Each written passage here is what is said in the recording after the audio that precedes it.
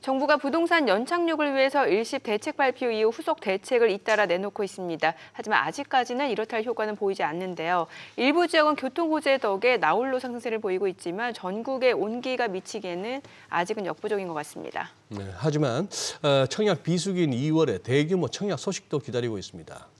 전세 대출 갈아타기도 시작됐다고 하는데요. 꼭 필요한 부동산 소식 함께 알아보시죠. 오늘도 도시와 경제 송소연 대표 함께 하십니다. 어서 오세요. 안녕하세요. 네. 요 전세 대출 갈아타기부터 한번 여쭤볼게요. 네. 지금 그동안에 이제 금리 높고 해서 이제 이자 부담이 컸다가 금리가 낮아지면서 이제 갈아타겠다 이런 얘기인데 대충 그 3%대 금리가 나온다고요? 네.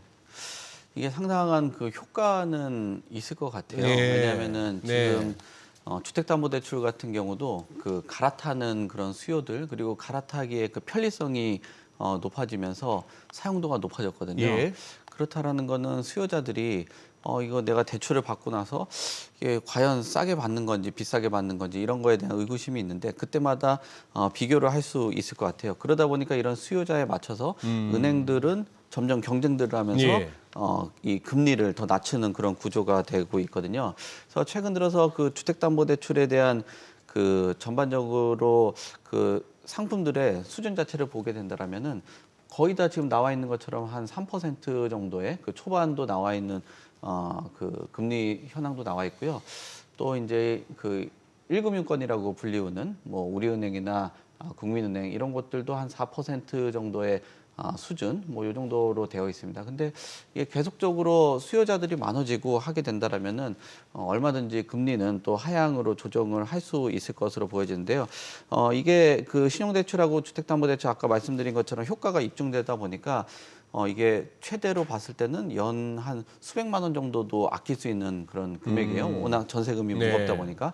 다만 좀 걱정을 해야 되는 것이 중도 상환 수수료라는 것들이 있는 곳도 있고 없는 곳들이 있거든요. 그러니까 이런 수수료가 한 0.6에서 한 0.7% 정도 되니까 인하되는 그 수준하고 지금 그 주택담보대출에 대한 그 전세자금 대출에 대한 중도 상환 수수료들 예. 뭐 이런 것들을 비교를 하면서 접근을 할 텐데 아마 수요자들은 이런 상품에 대해서 좀 굉장히 좀 긍정적으로 기대를 하지 않을까 뭐 그렇게 보여집니다. 지금 네. 보여주신 자료에서 K뱅크는 금리가 3.59에서 6.19라고 네.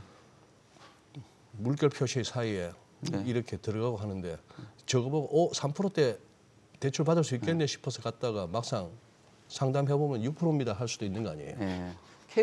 K뱅크 좀 넓으네요. 저 부분들이 그죠? 네, 범위가 물결이 굉장히 좀 넓게 있는 물이 좀 흐르네요. 네. 아니 어찌됐건 이게 참 비대면으로 이제 손쉽게 대출을 비교하고 갈아탈 수 있다라고 하니까 아무래도 인터넷 뱅크들이 더 적극적일 수밖에 없는 것 같아요. 그렇죠. 지금 이 갈아타기를 온라인으로 많이 하고 네. 그다음에 플랫폼들을 활용을 하다 보니까 아무래도 뭐 은행 가는 시간들도 없고 뭐 젊으신 분들이 전세자금 대출을 많이 활용들 하잖아요. 근데 뭐 직장 생활들 하고 하시다 보니까 온라인 은행들이 먼저 이렇게 치고 나가는 것으로 보여지는데 계속적으로 하게 된다라면은 지금 뭐 고령자라든지 이런 분들도 그 영업점에 방문하는 그런 것들이 좀 많이 있긴 한데 좀 간소화하면서 이런 상품들을 내놓지 않을까라고 보여지고요. 지금 앞에서 얘기한 것처럼 은행에서 한 3% 정도의 공격적으로 상품을 내놓다 보니까 5대 은행 같은 경우도 적극적으로 그 동참을 하지 않을까라고 보여지는 것 같습니다. 지금 나와 있는 그림처럼 기존에 있는 대출하고의 그 금액들을 비교를 해보고 이게 최저가다 뭐다 이런 것들 검색들 잘 하시잖아요. 젊은 분들. 네. 이런 것들을 검색을 하면서 선택을 하고 심사받고 기존 대출 상환을 하고 또 해지를 하면서 기존 이제 금융회사로 이제 돈이 그 흘러가는 그런 구조인데 보기에는 그림이 저렇게 불편해 보일 수 있는데 우리가 뭐 소위 그 온라인 쇼핑을 하는 정도의 수준 정도만 서칭이 된다라면 심사받고 하는 것은 그렇게 어렵지 않을 것 같습니다. 네. 저는 그냥 네. 그 지점에 가서 할래요. 네. 그게 더 편해요. 저는. 예, 모니쇼 끝나고요. 지금 송 대표님 지금 전세 대출 규모가 어느 정도인가요 지금?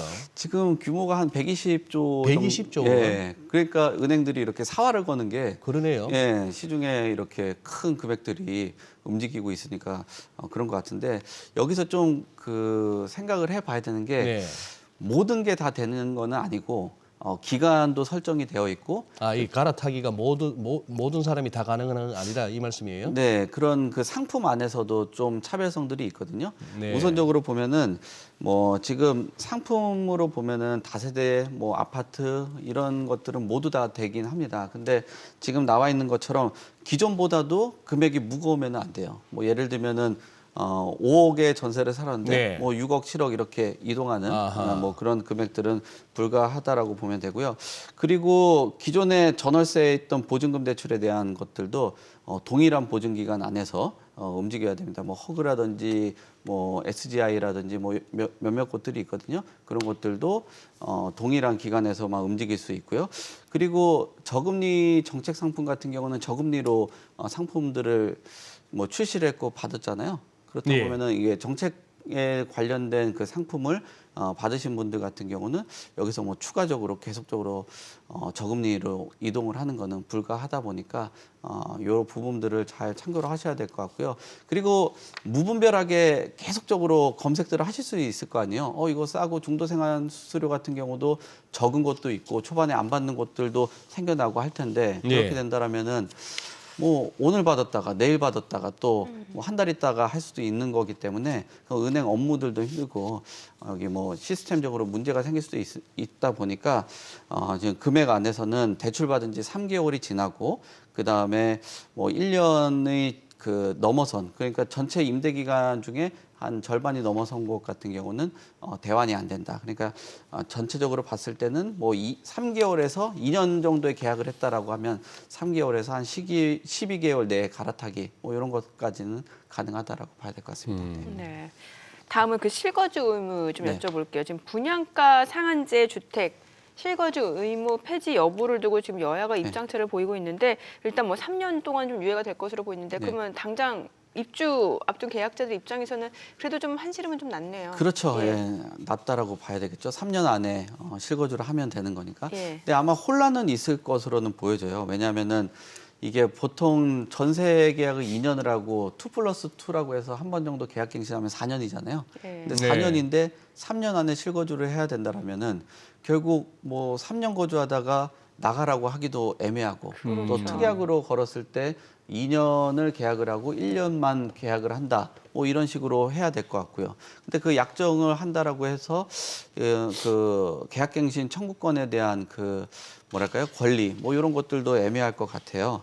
그래서 지금 우선적으로 보면은 전반적으로 보면은 뭐 서울에 있는 뭐 이편한 세상 고덕 어반 브릿지라든지 장이 뭐 자이 레지던트 뭐 그다음에 올림픽 파크 포레온 이런 것들 전반적으로 봤을 때는 도움이 될 것으로 보여지고요. 뭐 경기도에 있는 더샵 하남이라든지 뭐 철산 자이 뭐 이런 것들도 도움은 될 것 같아요.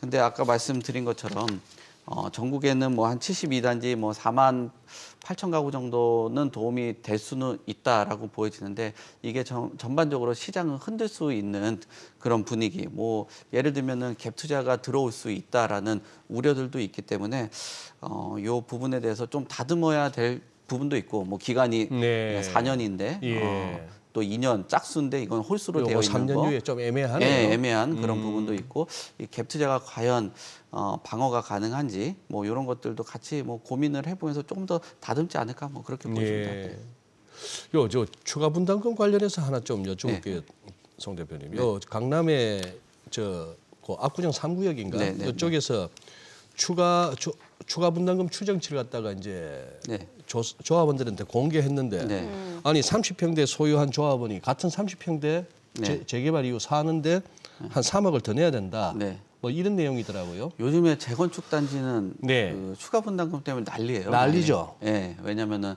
공사비에 대한 이슈나 금융비에 네. 대한 이슈 뭐 이런 것들이 있다 보니까 추가 분담금에 대한 부분들이 있는데 30평대 이동하는 것도 있는데 혹시라도 면적을 좀 넓혀서 이동하시는 분들도 있을 거 아니에요. 네. 지금 나와 있는 것처럼 혹시라도 이제 30평대가 돈을 좀 많이 버셔가지고 예. 100평대로 이사를 간다. 아니면은 일곱 뭐 3대가 좀 합쳐서 100평대로 이사를 간다 그러면 추가 분담은 55억을 내야 됩니다.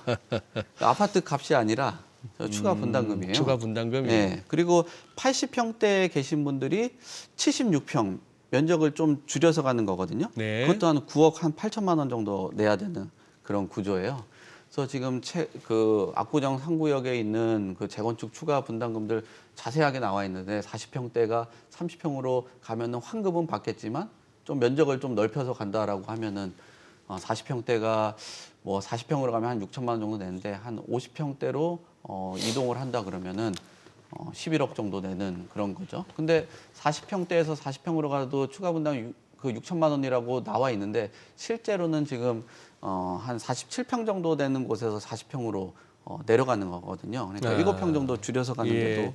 돈을 더 내야 되는 그 구조 때문에 재건축 단지가 이런 추가 분담금 때문에 사업이 확실하게 좀뭐 속도를 낼 수 있을지는 뭐 최근에 안전진단에 대한 규제도 좀 완화하고 그 절차도 좀 간소화하고 여러 가지 방안들을 내놓고도 있는데 이 추가 분담금에 대한 이슈 때문에 재건축 사업에 저 정도 여력이 있는 분들이 뭐 압구정동에 사신 분들이 잘 사시는 분들도 있겠지만 고령자 분들이나 이런 분들이 부담하는 데 있어서는 좀 부담스러운 금액들이 아닌가라고 보여집니다.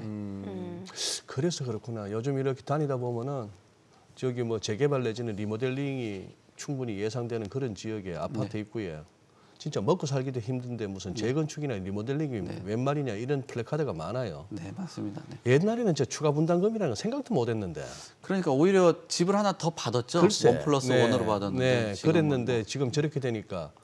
그리고 뭐 안전진단 없이 재건축해라 하는 이게 지금 결코 뭐 호재라고 받아들여지기 힘든 여건이에요. 그렇죠. 그런 호재성 뭐 발표가 있었는데도 불구하고 네. 뭐 재건축 시장은 뭐 그 호가 상승이나 뭐 최고가 이런 것들은 깜깜무소식이죠 지금. 그 올해 처음 나온 그 부동산 대책 일시 부동산 대책 네. 좀 살펴볼 건데요. 그 정책 발표 이후 이제 주무부서에서 지금 후속 조치들을 잇따라 내놓고 있는 상황인데 네. 이번에 하위 법령 입법을 예고했잖아요. 네. 이거 어떤 내용들이 있는 건가요? 전반적으로 보면은 이제 뭐 주택 공급에 대한 그 활성화가 네. 그 핵심 내용이거든요. 그래서 얼마나 조금 활성화될 수 있냐라는 내용들을 많이 담겨져 있는 것 같아요. 재개발을 하기 위해서는 그 노후도가 받쳐줘야 되는데 이런 노후도 여건을 조금 낮춰주면서 공급을 할 수 있도록 노후도 요건은 3분의 2에서 60%로 낮췄고요. 이 개정 시기는 한 3월 말 정도 됩니다. 그리고 도시형 생활주택 같은 경우도 면적에 따라서 방 설치하는 것들을 제한을 했던 것을 전면적으로 해제를 해요. 그러니까 면적이 좀 작더라도 뭐 투룸이라든지 쓰리룸 뭐 이런 것들을 만들 수 있도록 하는 거는 굉장히 뭐 유연하게 하기 때문에 진작에 좀 없어졌어야 되는 건데 저 방 제한을 해제를 했다. 그리고 공공임대주택에 대한 그 용적률 같은 경우도 한 1.2배 정도로 늘렸기 때문에 임대주택을 많이 지을 수 있는 것들을 발의를 했고요. 그다음에 지금 공공사업에 대한 추진 기간 같은 경우도 국민연금공단이라든지 한국주택공사가 추가적으로 되다 보니까 뭐 자금 조달이나 이런 거에 대해서 좀 유리한 환경으로 될 수 있고요. 오피스텔에 대한 발코니 허용. 요즘에는 그 아파트가 예전에는 발코니 같은 경우를 확장들 했었는데 요즘에 또 발코니를 빼는 게 상품성을 키우고 좋은 주거 트렌드가 되고 있거든요. 원래 따로 분리되어 있는 게. 네, 그렇죠. 근데 오피스텔은 발코니에 대한 이런 부분들이 좀 제한이 있었는데 이런 부분도 허용을 했기 때문에 상품성도 키우고 뭐 수요자들이 봤을 때는 조금 더 좋은 그 거주 공간에서 거주할 수 있는 뭐 기회도 생기고 공급자 입장에서도 좋은 상품성을 개발하기 위해서 뭐 노력을 할 수 있을 것 같습니다. 네. 매번 뒤로 미루다가 보니까 죽지도 못하고 프로그램이 끝났는데 네. 분양시장 먼저 한번 좀 알려주시죠. 네네네. 분양시장. 자, 어쨌든 이 고분양가 때문에 이제 이게 계약 취소가 네. 나오는 경우 이것도 참 예전에 이 분양시장에서 생각지도 못했던 건데 분양 당첨만 되면 좋아했었는데 네. 지금 청약 일정이 제법 많은 것 같습니다. 네, 청약을 아마 서둘러서 하려고 하시는 분들 많을 거예요. 네. 뭐 사업하시는 분들이나 뭐 분양을 앞둔 공급의 주체들이 봤을 때 이게 한 4월 정도 넘어가면 총선에 묻혀버리거든요. 그러니까 이슈 자체가 예. 그러니까 이슈를 할 수 있고 최근 들어서 어떤 뭐 부동산에 대한 규제 완화 정책들이 나오다 보니까 이런 것들이 마케팅에도 도움되고 수요자들도 적정한 그 자금 여력이 맞다라면은 이 청약 시장에 뛰어들 수 있다라고 볼 수 있거든요. 지금 2월 달에 되는 주요 분양 단지들을 한번 살펴보면은 네. 서울하고 경기, 인천 이곳에서 분양 물량들이 나와요. 그리고 많은 분들이 선호를 하는 서초 지역이라든지 뭐 강동, 서대문 같은 경우도 일반 분양분들이 나오고 있는데 아쉽게도 한 100여 가구, 그다음에 많게는 한 300여 가구 정도 나온다라고 볼 수 있고요. 대단지는 아니네요. 네, 아니 전체적인 단지 같은 경우 매입 후자에는 3,000 가구가 넘으니까 대단지인데 일반 분양분이 별로 안 일반 나와요. 분양이. 네, 일반 분양분이 별로 안 나오기 네, 때문에 네. 요즘에 저 일반 분양분이 적어서 추가적으로 분담금이 또 많이 나오거든요. 한 162개를 저게 팔아서 적어서 분담금이 높다. 그렇죠. 저거 사업비에 대야 되다 보니까 어렵고요. 그 경기 수원 같은 경우도 여기는 뭐 한 2,500여 가구 정도 나오니까 물량들이 꽤 있고요. 인천 연수도 한 2,700여 가구 정도 나오고 요즘에 평택도 이슈들이 있는 지역인데 저기도 한 850 가구 정도 나오다 보니까 뭐 그 본인들의 자금 여력 그다음에 요즘에 뭐 분양 가격들이 오른다라고 해도 합리적인 그 가격들이 나오는 지역들 그리고 이슈들이 있는 지역들 같은 경우는 청약에 한번 도전을 해보셔도 뭐 괜찮을 것 같습니다. 특히나 앞서서 말씀드린 메이플다이 같은 경우는 네. 분양가 상한제 적용 지역이다 보니까 그래요? 예, 뭐 소위 그 로또 청약도 가능한 그런 곳이니까 좀 적극적으로 보셔도 좋을 것 같습니다. 네. 참 이게 이제 서민들 입장에서는 분양가 좀 비싸게 느껴지잖아요. 네, 그럼 뭔가 비싸죠. 좀 공공주택 그 보급 물량 좀 기다리시는 분들이 꽤 있으실 것 같은데 네. 지난해 보니까 공공주택 보급이 예상보다 그러니까 예상 목표치보다는 한 10% 겨우 넘겼다고 하더라고요. 올해는 좀 나아질까요? 올해도 어려울 것 같긴 해요. 그래요? 왜냐하면은 그 분양 물량이나 이런 공급 물량들도 결국은 어떤 사업이 원활하게 됐을 때 경제 상황도 받쳐줘야 네. 되는 거고 관련된 그 하청 업체라든지 이런 공공에서도 하는 곳들 같은 경우도 업체 선정들하고 사업들을 해야 될 거 아니에요. 예. 근데 자금에 대한 그 압박들도 있어요. 그리고 LH에서도 최근에 뭐 여러 이슈들이 있다 보니까 사업을 하는데 굉장히 위축된 상황이거든요. LH가 지금 작년에 공공주택 8만 가구 정도를 목표로 했었는데 거기 한 11.7%, 약 한 12% 정도만 달성한 그런 수준이고요. 작년에 6만 가구, 그다음에 그 임대를 한 2만 8천여 가구 정도를 계획을 했었는데 역시나 시장 환경이 받쳐주지 못하다 보니까 민간뿐만 아니라 공공에서도 위축된다라고 보여집니다. 그리고 지금 물가도 높고 시장 경기 침체가 있다 보니까 이런 뭐 소위 말하는 삼중고라고 하죠. 금리, 물가, 시장 침체 이런 것들 때문에 공급이 지연될 것으로는 뭐 명확해 보인다라고 보여집니다. 그래도 국토부 차관이 공공주택 14만 가구 공급에 대해서 총력을 다하겠다라는 그런 발언을 했기 때문에 뭐 올해도 참 어려운 상황이긴 할 텐데 그래도 뭐 수준 자체가 조금 더 개선되는 정도의 수준이지 예전만큼의 그 100% 채운다라는 거는 무리수에 가까운 그런 수치가 아닌가 뭐 그렇게 보여집니다. 예. 네, 오늘 내용 잘 들었습니다. 고맙습니다. 고맙습니다. 감사합니다. 네.